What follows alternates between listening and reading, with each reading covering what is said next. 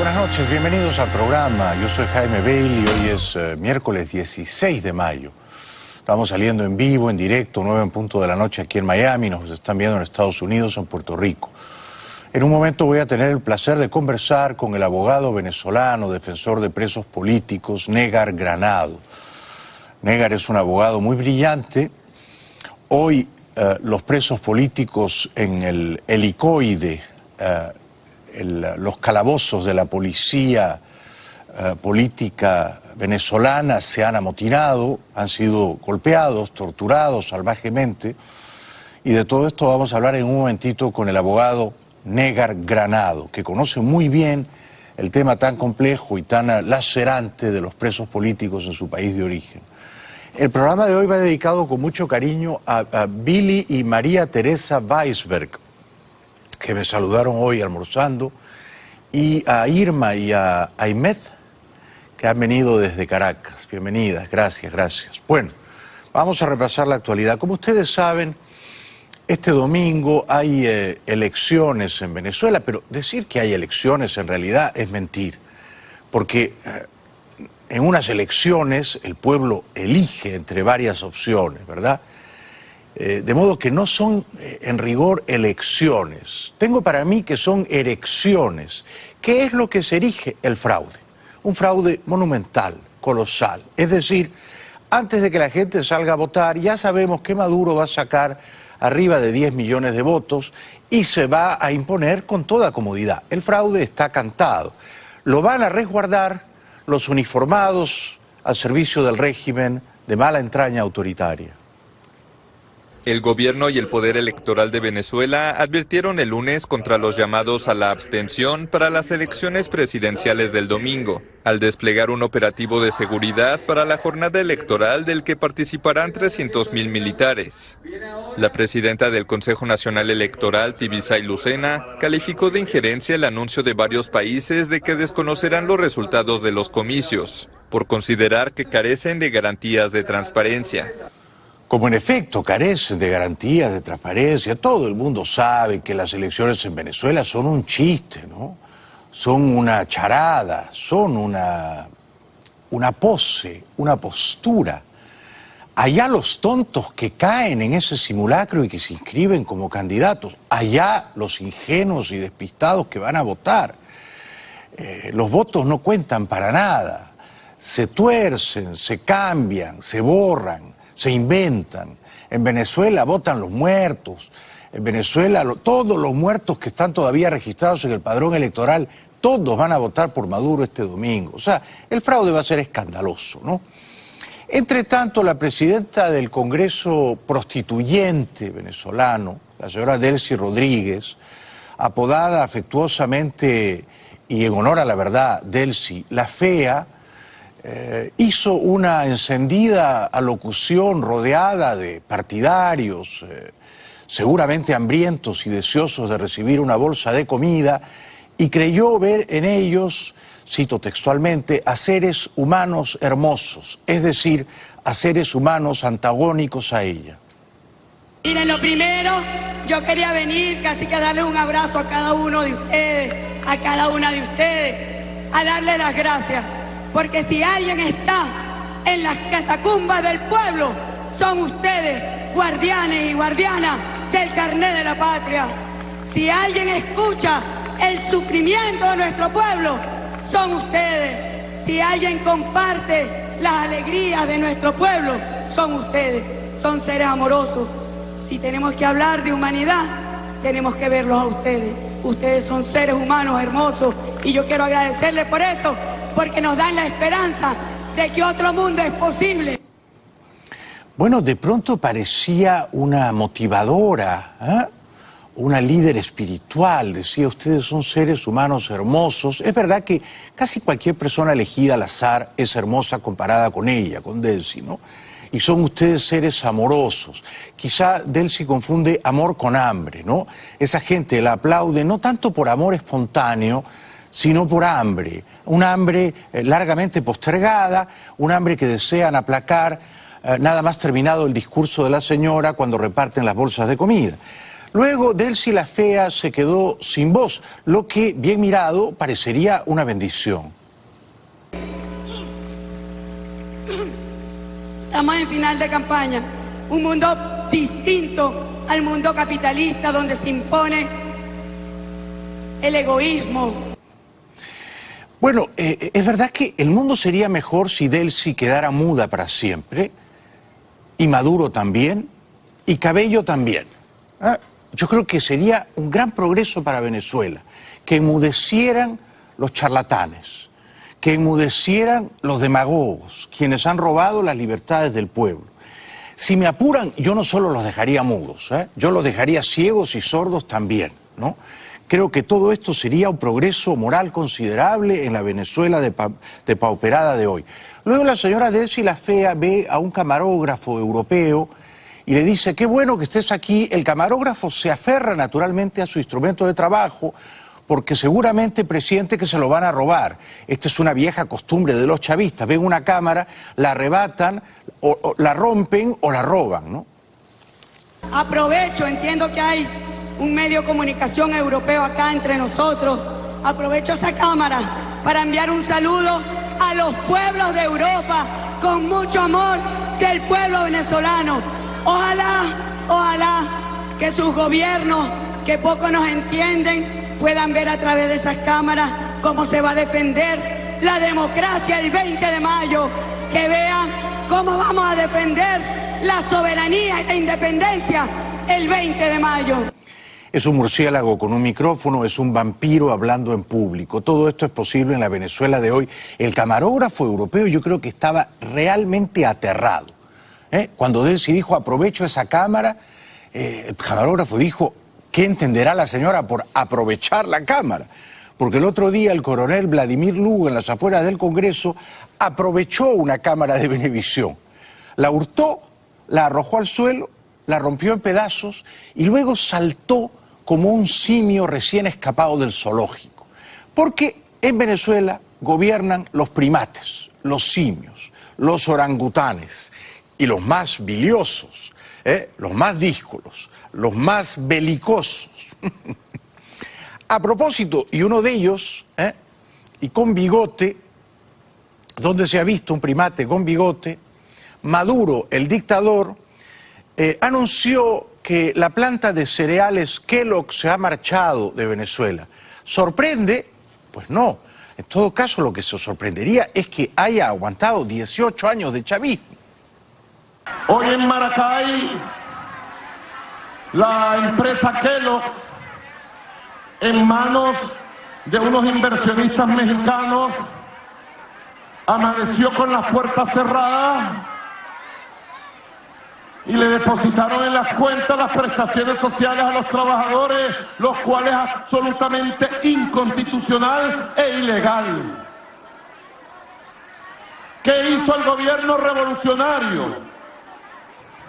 Llegaron inmediatamente el ministro del Trabajo, los ministros de la Economía, abrieron la empresa, se la hemos entregado a los trabajadores y la empresa está produciendo con la clase obrera industrial. O sea, se la han robado, ¿no? Ellos son expertos en eso. Ellos son ladrones compulsivos. Practican el latrocinio de un modo profesional. No debería ser ilegal que una empresa cierre. Los señores de Kellogg's Venezuela se han marchado porque no tienen insumos para producir cereales y porque, aun si los tuvieran, el gobierno con sus controles de precios absurdos los obligaría a vender a pérdida. Y a nadie le gusta, la verdad, trabajar a pérdida. Entonces, el gobierno te obliga a cerrar y a irte, y es una pena.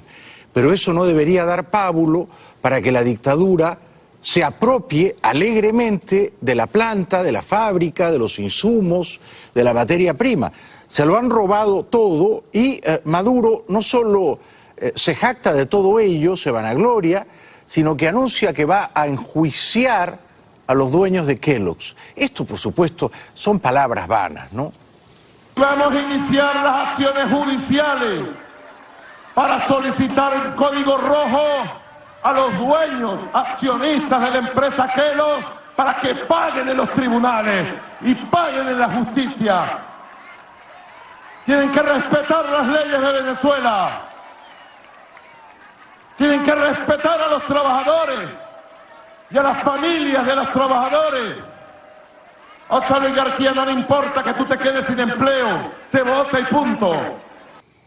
Esa camisa amarilla muy desmesuradamente grande del elefantiásico dictador fue en su día, antaño, un paracaídas ruso, que ahora ha sido reciclado. Se usó en la Segunda Guerra Mundial, en la batalla de San Petersburgo. Ahora ha sido reciclado, porque Maduro no viste camisas, viste carpas y paracaídas. Así de grandulón, adiposo está el dictador. Solo ellos, los chavistas, engordan, claro, en Venezuela. Maduro pide desesperadamente el voto. Serán pocos, en rigor, quienes vayan a votarle. Luego se inventarán millones de votos cibernéticamente. Por eso nosotros tenemos que cerrar filas, unir nuestras fuerzas. Valencia, Carabobo, vengo a pedirte desde mi corazón, aquí en medio de los barrios del sur, aquí en esta inmensa manifestación, vengo a pedirte tu confianza, Carabobo. Yo voy a hacer los cambios que tú quieres. Vengo a pedirte tu apoyo, Carabobo. Vengo a pedirte tus oraciones, Carabobo. Vengo a pedirte tu voto, Carabobo. Vengo a pedirte que el domingo 20 de mayo en Carabobo más de 800.000 votos.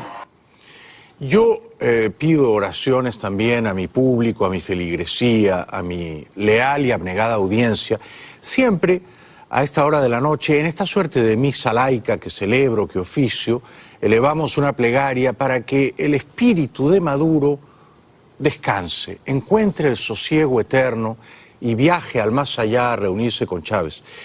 Qué grandísimo, inestimable favor le haría ese viaje al más allá a la causa de la libertad en Venezuela.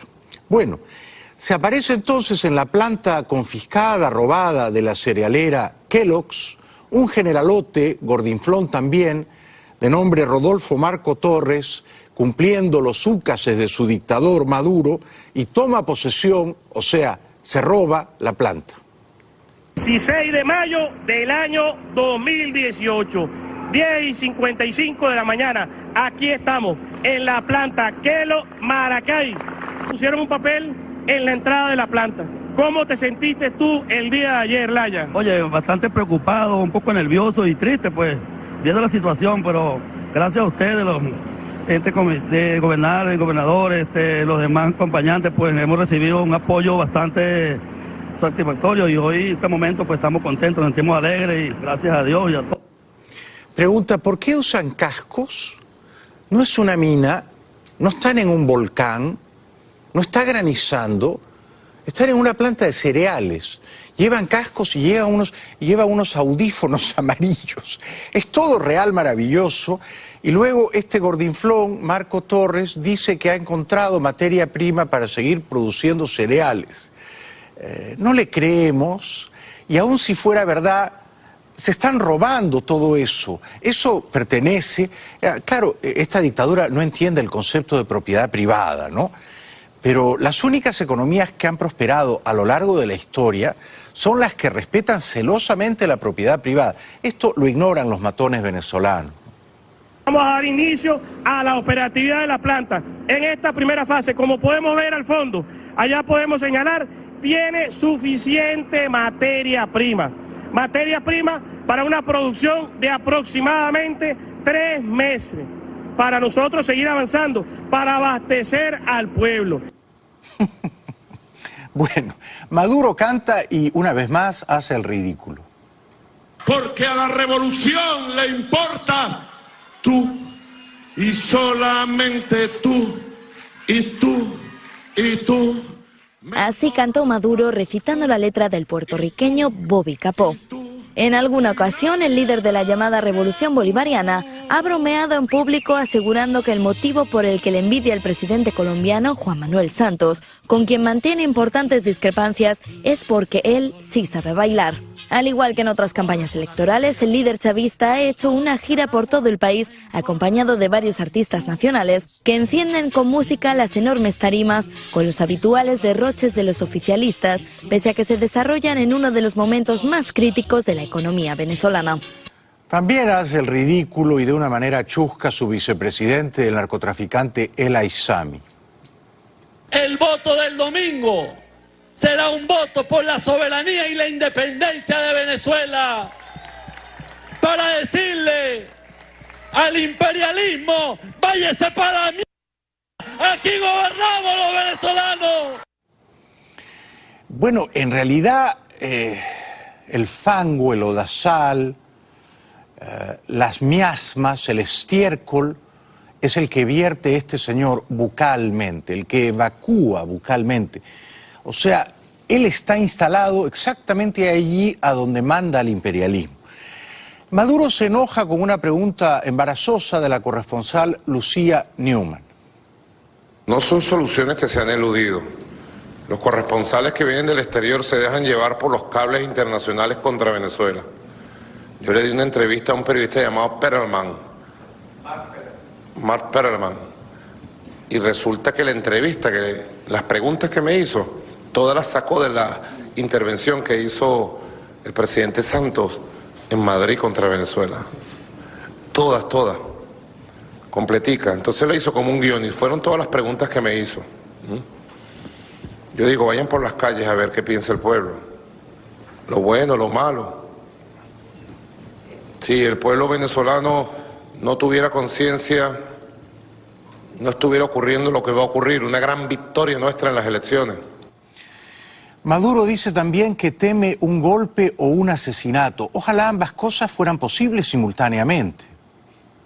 No, porque una crisis humanitaria justifica cualquier cosa que venga, lo que venga, un golpe de Estado, un magnicidio, una intervención militar. Se ha tratado de montar el expediente de la crisis humanitaria para justificar una intervención sobre Venezuela o que suceda cualquier cosa que acabe con la revolución bolivariana. Abran la mente, despierten sobre eso. No repitan permanentemente todas las cosas y mentiras que se dicen de Venezuela. A los alacranes, como él, hay que fumigarlos, mucho me temo. Bueno, Maduro luego exhorta a Trump a dialogar con él. Le dice, pero bueno, si vas a dialogar con Kim Jong-un de Corea del Norte, que está loco y es un sátrapa, ¿por qué no conmigo? Procesos de diálogo que se están dando entre la República Democrática de Corea, su presidente Kim Jong-un, y el gobierno de los Estados Unidos de Norteamérica son muy positivos y podrían tomarse como ejemplo, guardando las distancias. Bueno, no hay muchas distancias geográficas, habrá entre Pyongyang y Caracas, pero morales entre Kim Jong-un y Maduro, en realidad no tantas. Quizá en coeficiente intelectual, sí, seguramente Kim Jong-un supera a Maduro, ¿no?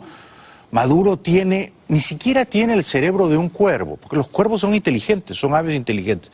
Maduro ha de tener el cerebro de una gallina ciega. Neveras vacías en Venezuela. Este es el estado de muchas neveras venezolanas. La dependencia de los ingresos del petróleo y la gestión del actual ejecutivo hacen tambalearse el legado social de Hugo Chávez. Según un estudio de la Universidad Central de Venezuela, el 64% de la población ha perdido un promedio de 11 kilos el pasado año y el 90% vive bajo el umbral de pobreza. Muchos desconfían de las ayudas proporcionadas por el gobierno. No puedo contar con la caja porque a veces viene y a veces no viene, ¿me entiendes? Y para contar con eso me rondeo, pues que si a veces plátano, yuca. Bueno, hoy por la tarde los decenas, si no centenares de presos políticos confinados en el Helicoide, en las mazmorras, los calabozos del Helicoide, que es donde tortura la policía política de la autocracia venezolana. Bueno, los presos políticos se amotinaron. Uno de ellos exigió la presencia del fiscal Tarek Saab.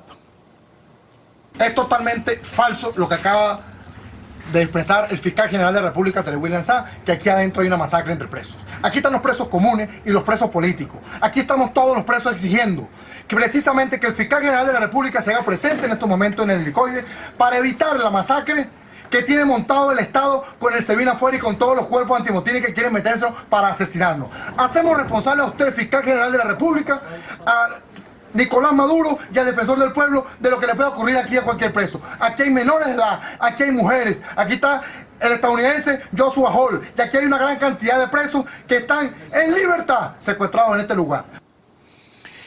Probablemente este mensaje lo estamos viendo ahora mismo gracias a la tecnología, es decir, lo graban con un teléfono móvil, lo suben a alguna forma de red social y elevan su protesta al mundo. ¿Quién es Joshua Holt? Está preso desde junio del 16, van a ser 2 años. Es mormón, estaba de paso en Venezuela, tenía o tiene una novia venezolana. Lo capturaron como en Corea del Norte capturan a turistas de Estados Unidos, como botines para luego negociar. Algo debería hacer Trump al respecto. Lleva 2 años preso, lo acusaron de tener armas de guerra. Mentira, estaba visitando a su novia.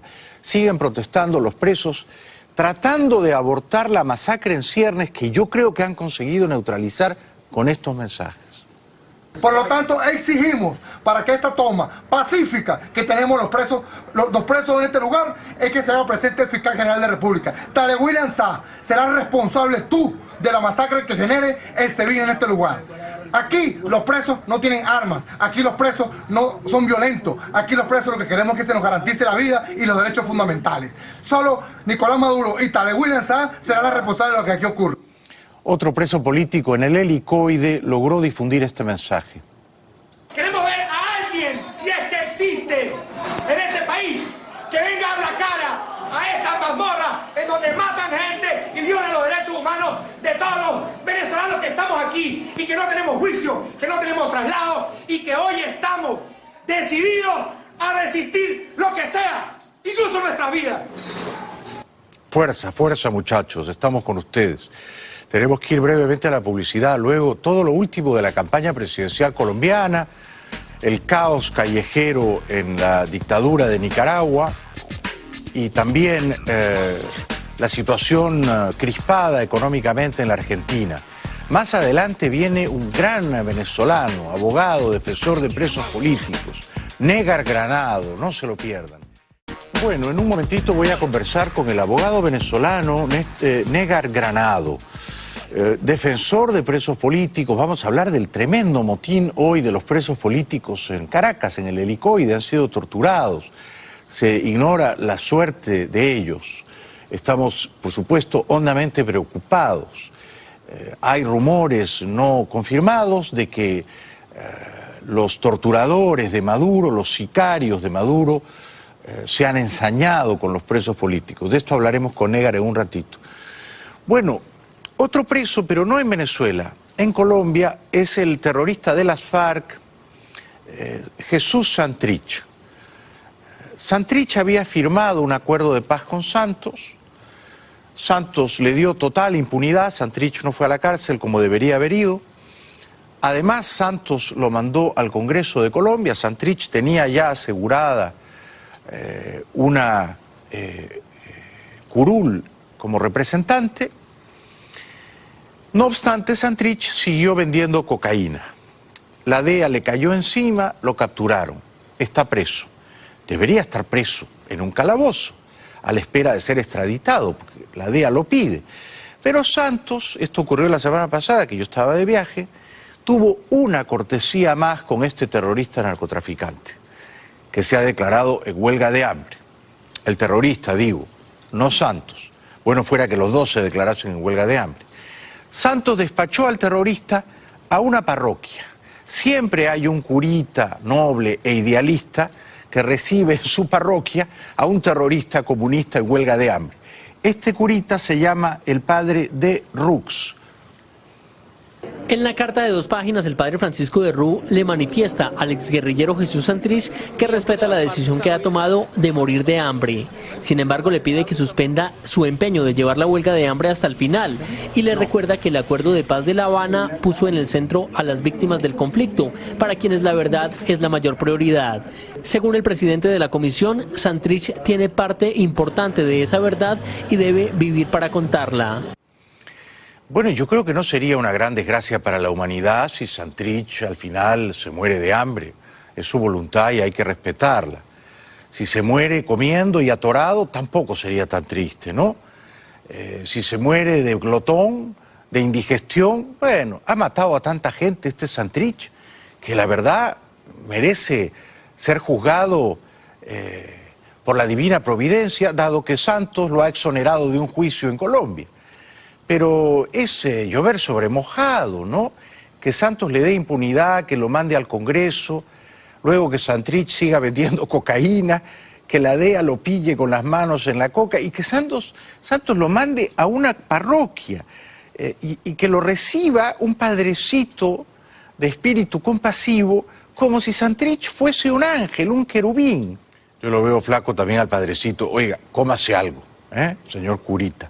No siga el mal ejemplo de Santrich, que lo veo un poco enjuto.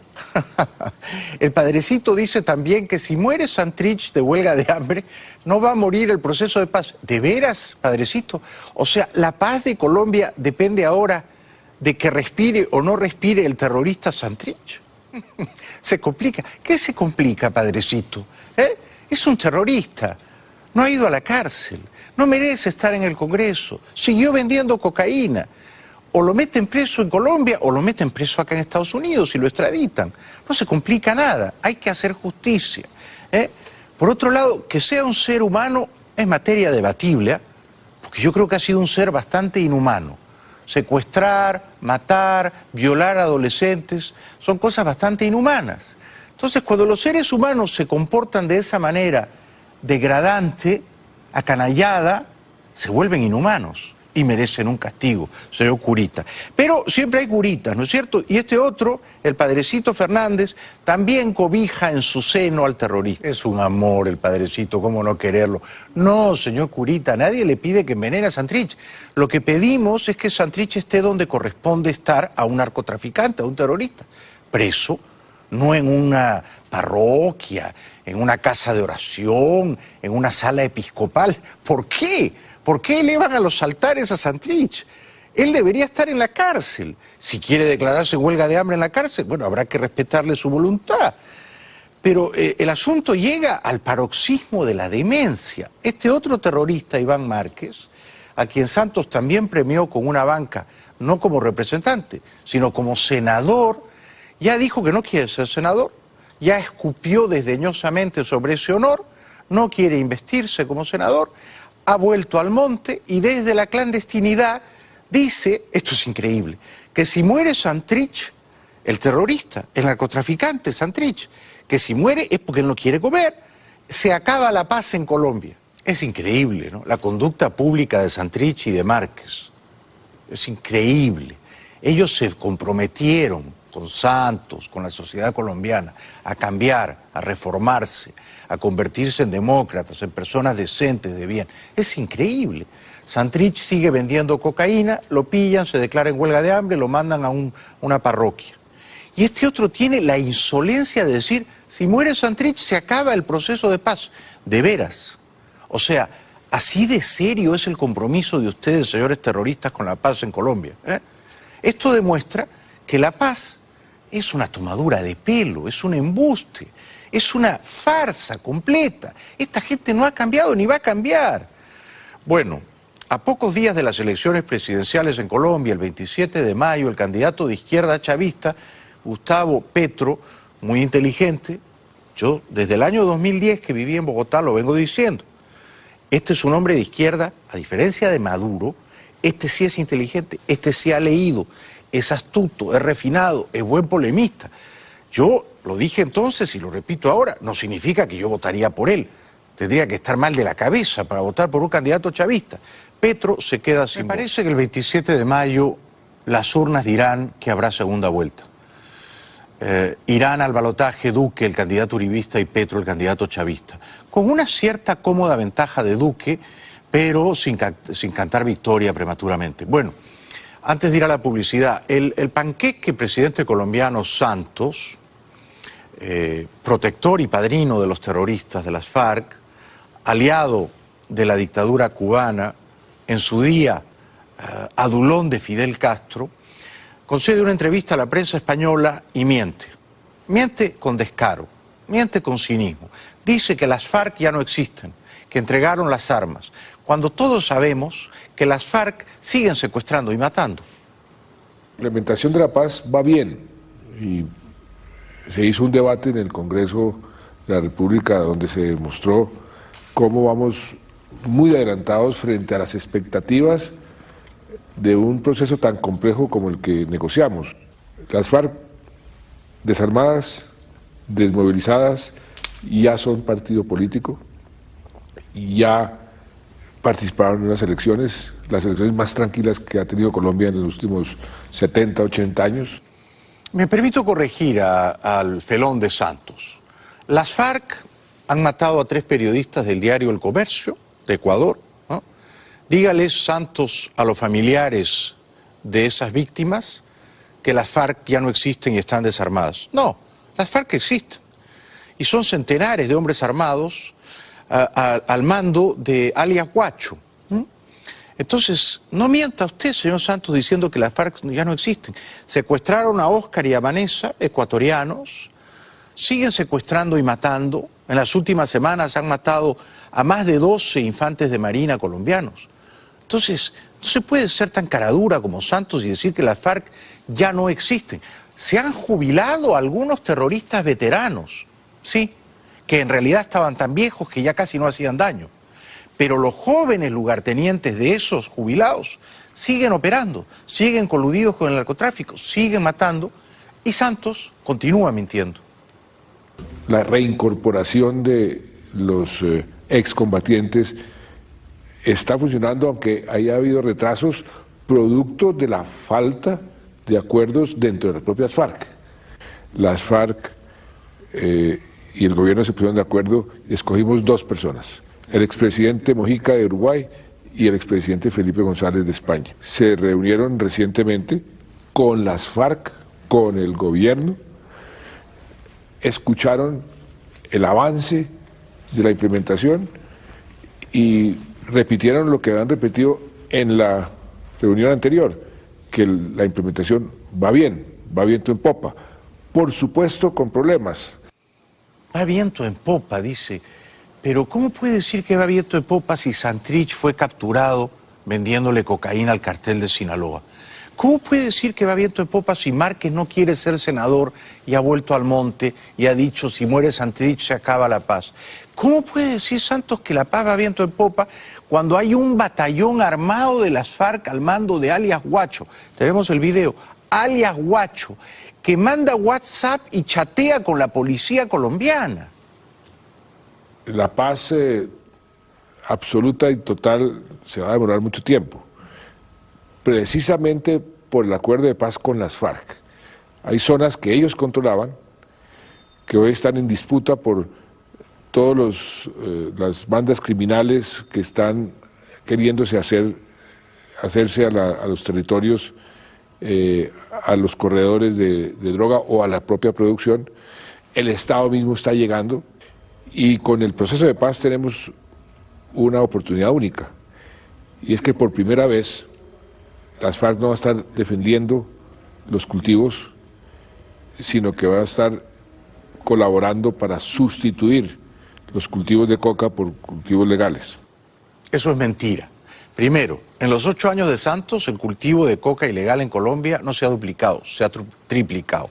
Segundo, que Timochenko, Santrich, Márquez, Catatumbo no estén en el monte no significa que se han terminado las FARC. Tercero, alias Guacho, que es el jefe de las FARC, que sigue matando, está coludido con el narcotráfico y no se va a dedicar a sembrar rosas, va a seguir sembrando coca y sobornando policías.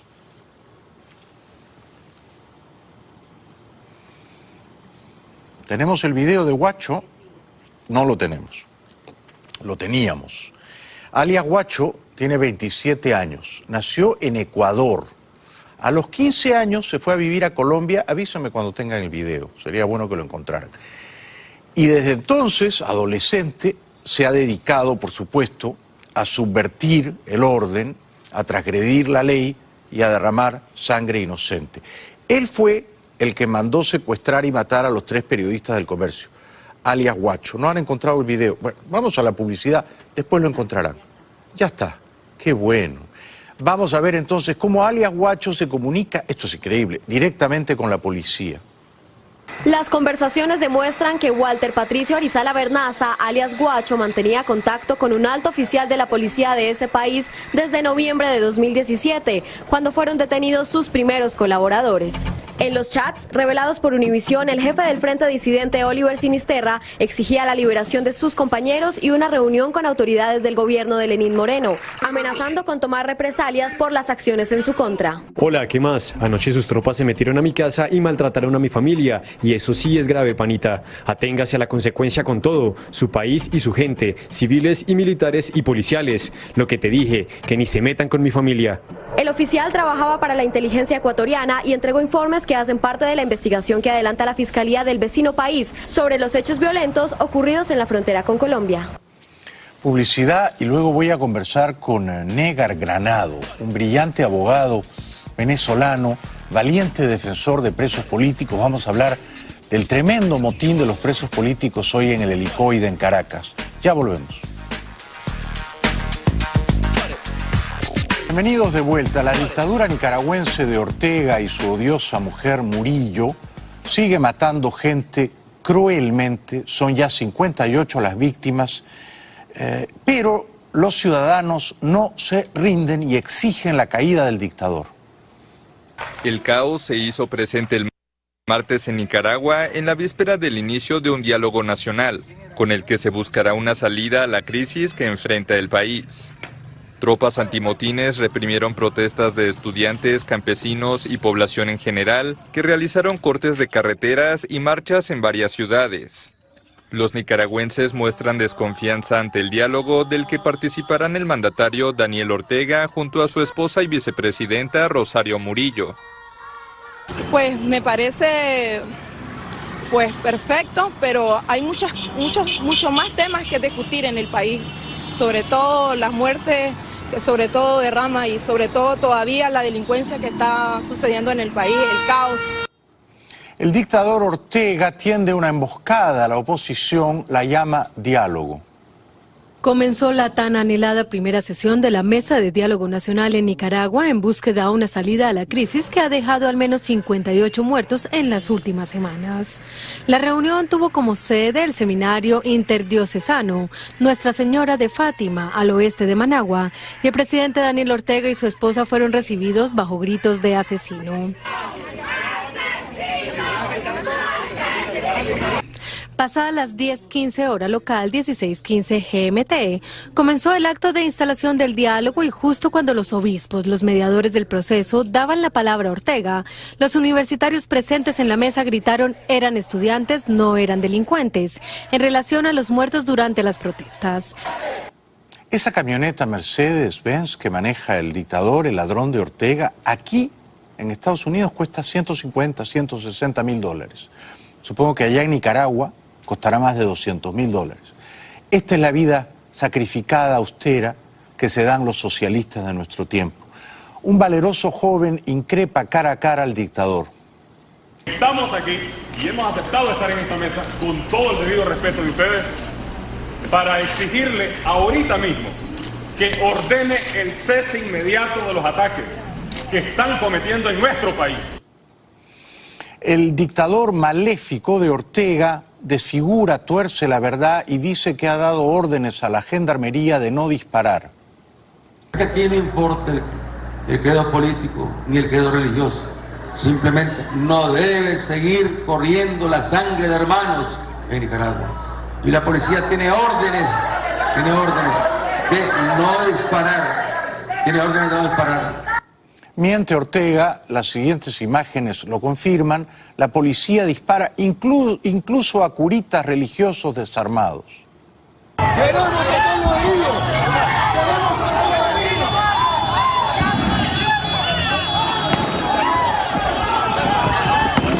Antes que nada, aquí todos somos hermanos. ¡Y siguen disparando! A pesar de que aquí están nuestros sacerdotes. No tienen perdón de Dios. No tienen perdón de Dios. Argentina, el presidente Macri, cuyos niveles de aprobación en las encuestas han descendido significativamente, da por cerrada la crisis cambiaria. La turbulencia cambiaria la consideramos superada, pero creo que es importante. Es muy importante reconocer el momento de nerviosismo que se vivió en varios sectores de la población. Hubo miedo, hubo angustia. Yo hace algunas horas les dije que esto no tenía que ver con crisis anteriores que hemos sufrido en el pasado, porque en este caso, para encarar este momento, teníamos experiencias del pasado de las cuales aprendimos, teníamos un equipo que tenía las herramientas para resolverlo. Yo apoyé a Macri el 2015, confié en él, quise y todavía quiero que tenga éxito, pero tengo la impresión de que su credibilidad comienza a devaluarse tan aceleradamente como el peso argentino. Macri promete rebajar el déficit fiscal, tendría que haberlo hecho en la primera mitad de su gobierno. ¿Cuál es el problema central que seguimos los argentinos teniendo que resolver, por más que hemos hecho pequeños avances, que es reducir el déficit fiscal? El déficit fiscal significa que estamos gastando como Estado más de lo que tenemos. Y es una carga, no solo para toda la sociedad, sino es una carga que nos genera una vulnerabilidad, porque dependemos de que el mundo nos preste dinero para poder financiarlo. Pero Macri no ha conseguido rebajar el déficit, los Kirchner tapaban ese agujero con emisión de moneda inorgánica, Macri de momento lo ha seguido cubriendo con emisión de deuda pública, se ha endeudado con medio mundo. Solamente ayer el ministro Caputo anunció nueva deuda por más o menos 2 o 3 mil millones de dólares. Protestas en las afueras del Banco Central argentino. Filas por un tazón de sopa a las afueras del Banco Central argentino. Manifestantes repartieron comida el martes en protesta por la crisis financiera que enfrenta el país. La devaluación se traslada de manera inmediata a los alimentos. Es por eso que la gente no es tonta, que está preocupada porque los alimentos no paran de aumentar y los ingresos se continúan fijos y la verdad que es un escenario cada vez más complejo. La insobornable, decente señora Carrió, Elisa Carrió, Lilita, llamada afectuosamente aliada del presidente Macri, sigue defendiéndolo y ve un intento de golpe de Estado en la crisis cambiaria. Flujos cambiarios vamos a tener de acá las elecciones y no saben lo que va a ser de agosto a octubre. Donde ustedes vengan a la vieja Unión Industrial Argentina, no tenga duda que hay intento de golpe en marcha. El devaluacionismo va a existir y alguna devaluación tiene que haber. No podemos volver a la época de Menem, no podemos tener un dólar a 15, porque esto es realmente fundir la industria, pero no vamos a tener un dólar que se escape y que nos lleve a la inflación a todos. Entonces, creo que hay muchas cosas que hace el gobierno, hay muchos errores que comete el gobierno, pero los rectifica. Publicidad y regresamos con todo lo último del castigo al futbolista peruano Paolo Guerrero. Bueno, para nosotros los peruanos es una pena muy grande que Paolo Guerrero, un talentoso futbolista, no pueda jugar el próximo Mundial de Fútbol. Perú se quedó sin su estrella. El futbolista Paolo Guerrero se perderá el Mundial de Rusia 2018 después de que el Tribunal Arbitral del Deporte ampliara el lunes su sanción por dopaje. El TAS considera que el capitán de la selección peruana no trató de mejorar su rendimiento ingiriendo la sustancia prohibida, pero sí le responsabiliza por no tomar medidas para prevenir el incumplimiento de las normas antidopaje. Guerrero dio positivo en octubre pasado por el metabolito de la cocaína benzoilecognina, una sustancia prohibida por la Agencia Mundial Antidopaje. La Federación Peruana de Fútbol lamentó profundamente la ampliación de la sanción y en las calles de Lima los aficionados estaban decepcionados. Bueno, pero ya lo habían castigado medio año, ya había cumplido la sanción. Es demasiado severo el castigo. Además, si a mí me hacen un antidoping, yo he tomado tanta cocaína en mi juventud, seguro que me sale ese metabolito. Pero consumir cocaína no mejora tu rendimiento en un campo de fútbol. Es una crueldad prohibirle que juegue el Mundial. Opina la gente en la calle.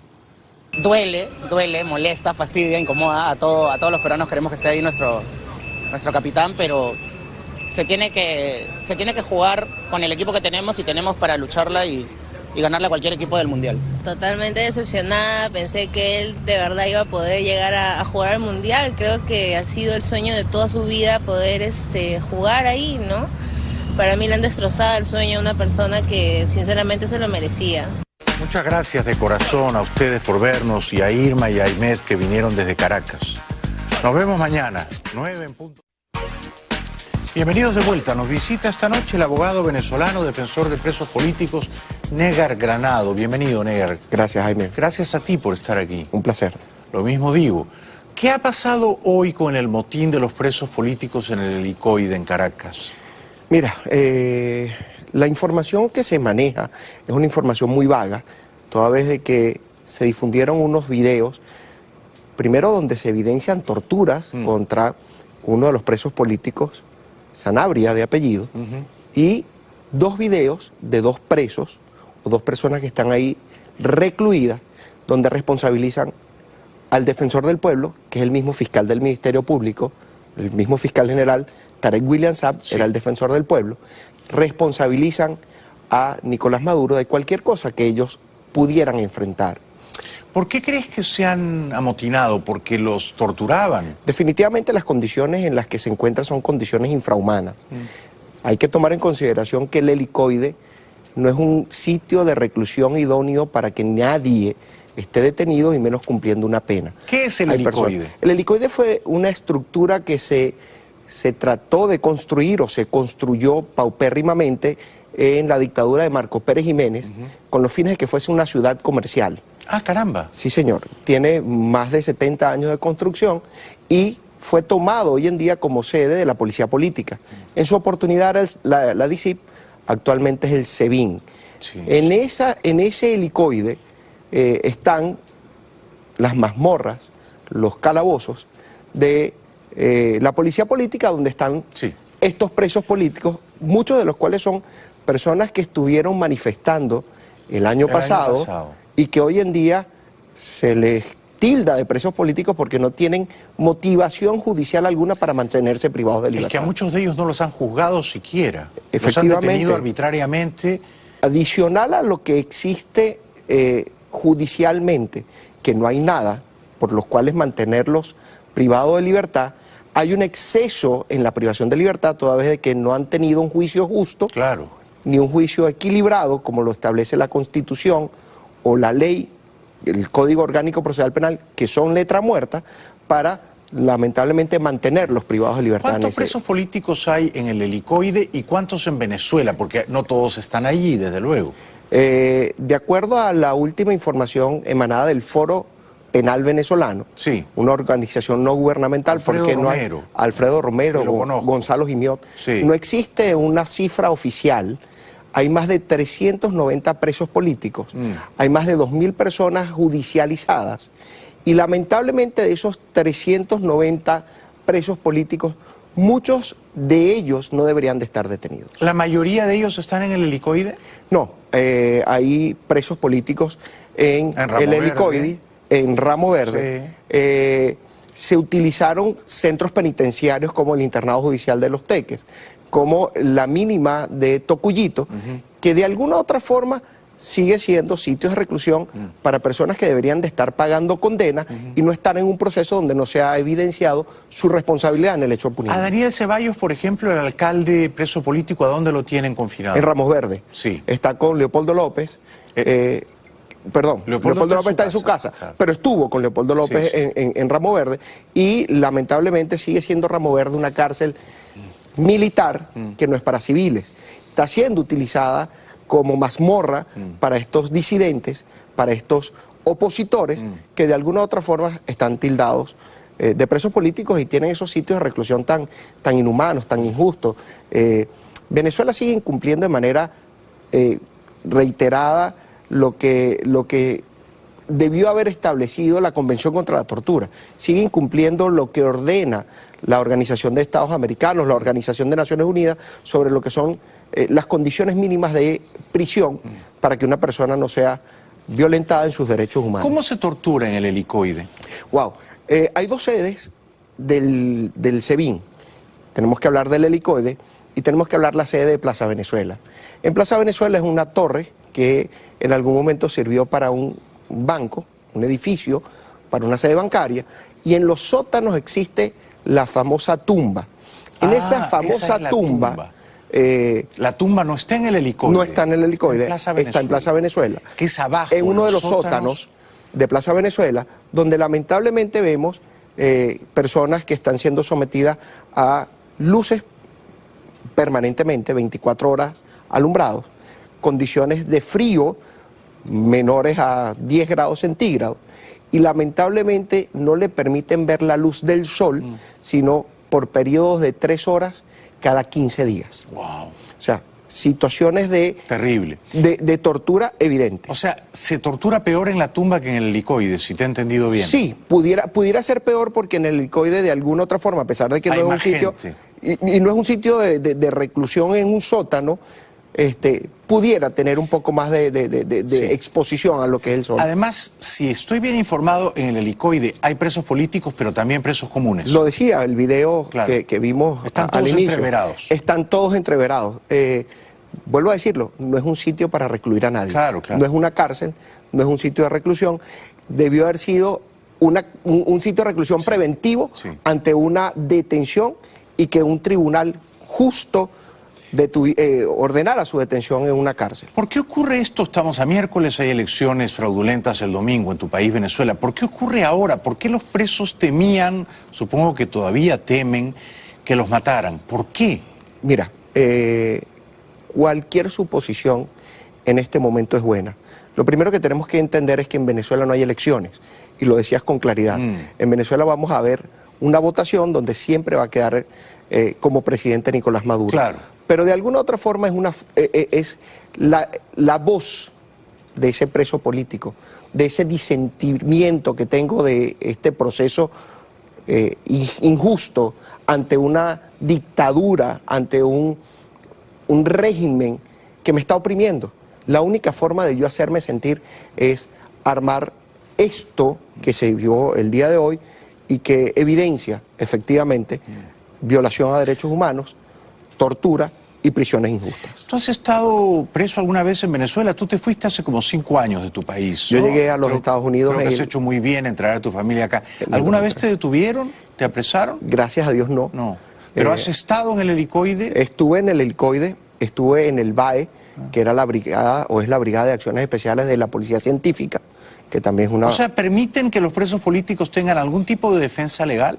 Sí, no pueden violar el derecho a la defensa, entendiendo como derecho a la defensa la oportunidad que yo tengo de estar representado por un abogado, pero que no me están permitiendo de alguna u otra forma presentar las pruebas que me exculpan. Claro, es que todo es una charada, o sea, no puedes ganar nunca. Efectivamente. Te permiten defenderlos, pero vas a perder. No solamente los presos políticos, muchas personas que estaban en procesos judiciales ordinarios, si llegaban a ser defendidos por una persona que estaba vinculada con la defensa de estos presos o perseguidos políticos, terminaban llevando la suerte porque el abogado había sido defensor de presos connotados o de perseguidos connotados. ¿Te amenazaron?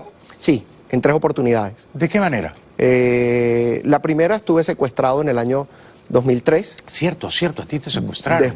Después de una denuncia que le hice a Nicolás Maduro y a Juan Barreto. ¿Quién te secuestró y cuánto tiempo y por qué? Yo presumo que fue una orden emanada del gobierno. En ese momento Nicolás Maduro y Juan Barreto eran diputados a la Asamblea Nacional. Claro, es verdad, 2003. Ni siquiera pensaba ser presidente Nicolás Maduro. ¿Y qué dijiste contra Maduro? Nicolás Maduro y Juan Barreto utilizan un video de una persona que se llama César Porras, actualmente está en Colombia.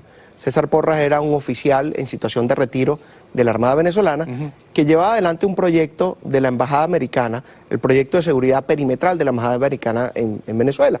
O sea, él, Porras, daba seguridad a los diplomáticos de Estados Unidos. Daba la seguridad perimetral a la Embajada Americana, porque dentro de la Embajada están los Marines. Sí. No es una seguridad... Sí, ojalá salieran, ¿no? No es una seguridad definitivamente perimetral. Y pusieran un poco de orden. Definitivamente. Utilizando un video de César Porras, Nicolás Maduro y Juan Barreto llegaron a decir que César Porras era un agente de la CIA y que estaba desestabilizando la democracia de Venezuela. ¿Y tú qué refutaste? En su momento, viendo la imputación, porque César Porras es mencionado en la Asamblea Nacional, en la plenaria, le digo a César Porras que la suerte que podía llevar adelante era un proceso penal militar, porque él era un oficial de las Fuerzas Armadas venezolanas, supuestamente prestándose a una potencia extranjera, como la CIA. Lo iban a meter preso de todas maneras. Por lo menos 30 años por traición a la patria. Se escapó. Logró salir a Colombia, pero en su momento hicimos una denuncia que le hicimos ante Julián Isaías Rodríguez, actual embajador en España, y le pedíamos que investigara la obtención de ese video. El fiscal que designó Isaías Rodríguez para investigar ese video, lo que hizo fue generar una orden de aprehensión contra ti, César Porras, a los fines de que lo imputaran por el delito de traición a la patria.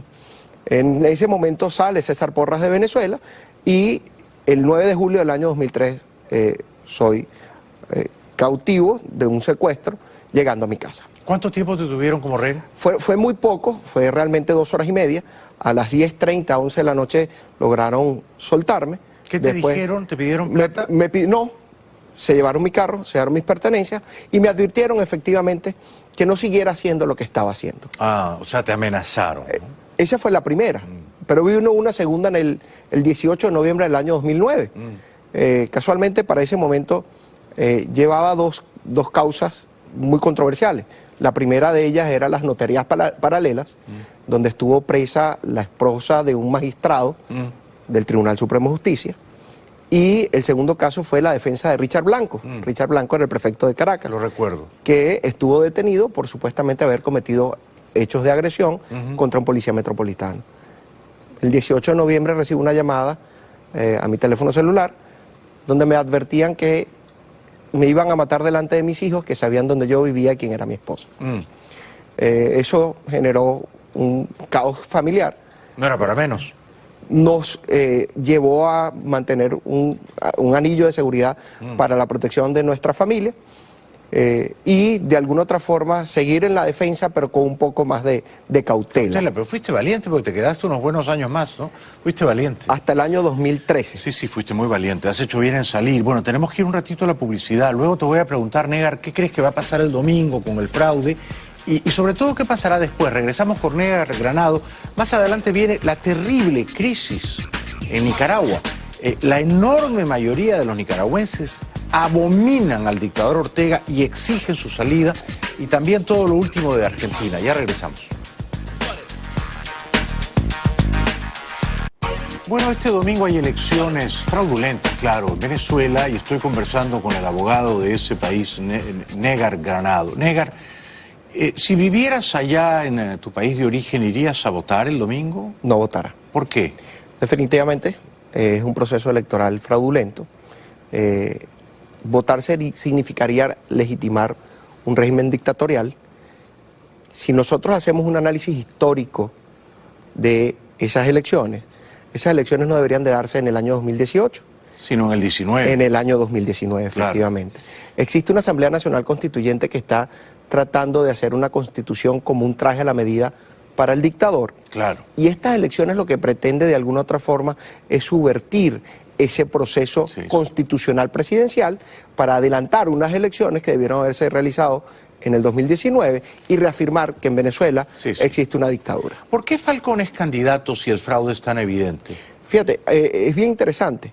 Falcón es candidato porque está tratando de hacerle el juego democrático a un régimen dictatorial. Pero, ¿Falcón cree que puede ganar?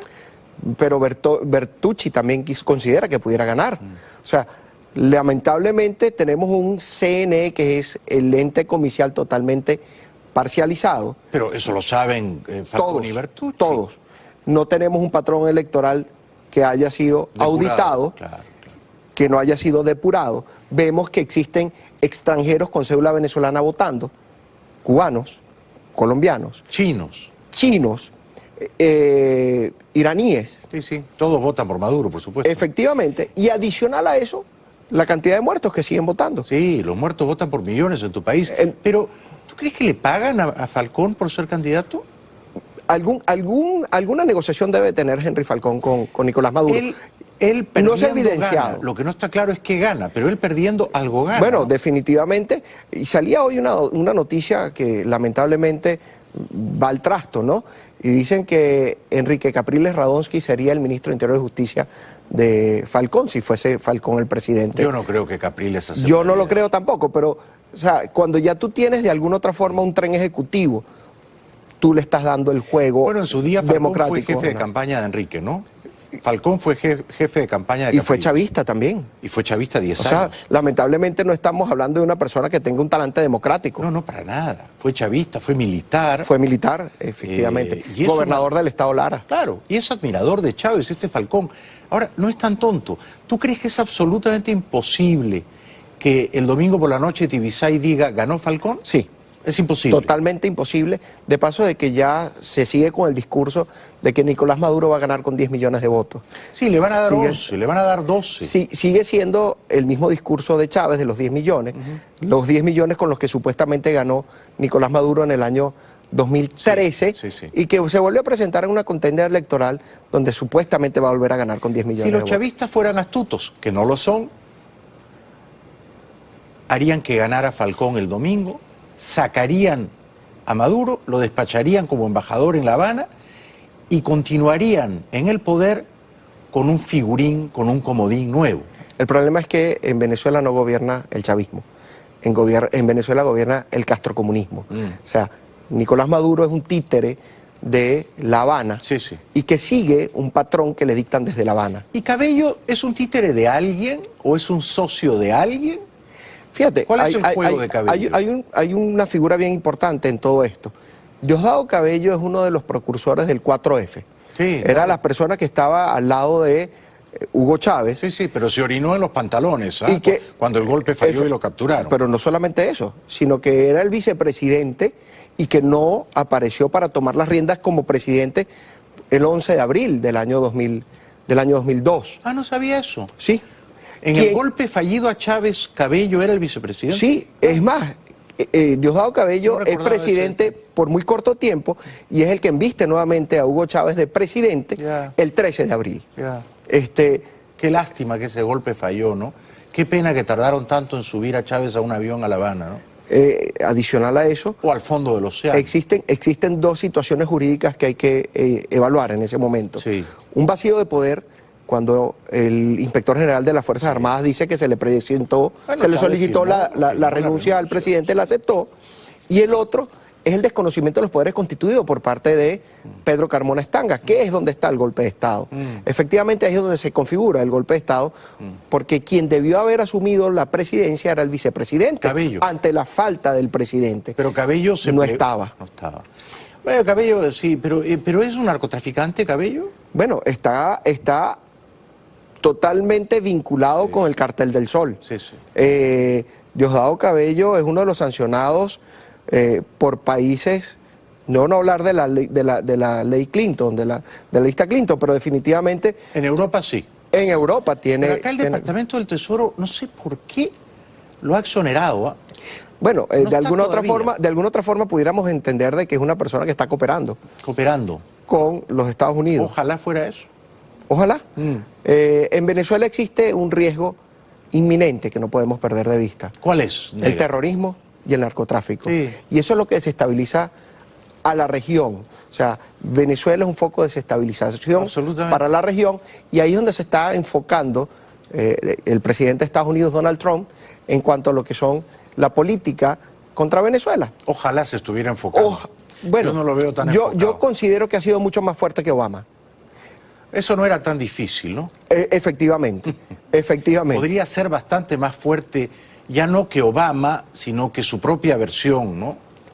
Mejorarse al mismo.